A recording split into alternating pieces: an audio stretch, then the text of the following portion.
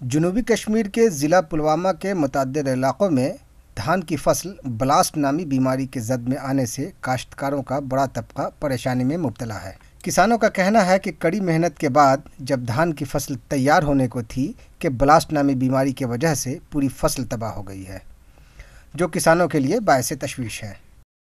یہاں پر جو ہمارا فصل ہے دھان کا پیڈی پلانٹس جو ہے وہ پوری طرح سے ڈسٹرائے ہوا ہے۔ کچھ لوگ کہتے ہیں کہ ہیوج ٹمپریچر کی وجہ سے ہوا، کچھ لوگ کہتے ہیں فرٹیلائزرز کی وجہ سے ہوا۔ گو رائے دانس 90 پہ 90% تین گو لگ بھگ رائے یا زمین سرسی۔